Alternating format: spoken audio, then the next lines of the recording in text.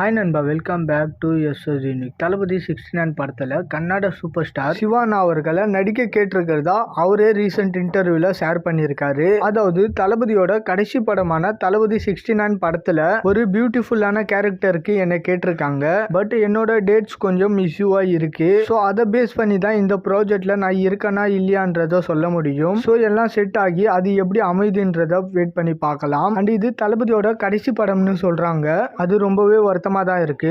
ஏன்னா அவர் ஒரு ஃபேண்டாஸ்டிக்கான actor and சூப்பரான ஒரு ஹியூமர் பீயினும் கூட. ஆனா அது ஆன் ஸ்கிரீனா இருக்கட்டும், ஆஃப் ஸ்கிரீனா இருக்கட்டும், பட் சேம் டைம் மக்களுக்காக பாலிடிக்ஸ்க்கு வரன்னு எடுத்த டிசிஷன் பாராட்டக்கூடியது. அவரோட தாட்ஸ் எல்லாம் ரொம்ப இன்ஸ்பைரிங்கா இருக்கு. ஸோ இருந்தாலும் அவரு தொடர்ந்து படங்கள் பண்ணா நல்லா இருக்கும் அப்படின்ற மாதிரி ரீசெண்ட் இன்டர்வியூல ஷேர் பண்ணியிருக்காரு. ஸோ அப்போ இவரு தளபதி 69 படத்துல ஆல்மோஸ்ட் ஆன் போர்டுன்னே சொல்லலாம். ஏன்னா இவரு நடிக்க போறது இல்லைன்னா அதை வெளியே ஷேர் பண்ணிருக்க மாட்டாரு. பட் ஸ்டில் டேட் இஷ்யூஸ் இருக்கு போல.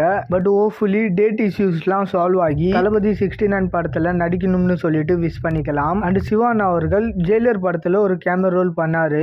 ஈவன் ஜெயிலர் படம் ஒரு 600 கோடி கிட்ட வசூல் பண்ணதுக்கான மெயின் ரீசன் மோகன்லால் அண்ட் சிவானான்னு எல்லா இண்டஸ்ட்ரி சூப்பர் ஸ்டார்களையும் கூப்பிட்டு நடிக்க வச்சது ஒரு காரணம். அண்ட் லியோ படத்துல சஞ்சய் தத் அண்ட் அர்ஜுன் தாஸ்னு இருந்தாலும் அவங்க இப்போ கரண்ட்ல ஹீரோவா நடிச்சிட்டு இருக்கிற ஒரு மார்க்கெட் உள்ள ஆக்டர்ஸ் இல்ல. ஸோ அப்படி இருந்தும் ஜெயிலர் கலெக்ஷனை லியோ படம் பீட் பண்ணது தான் வெயிட்.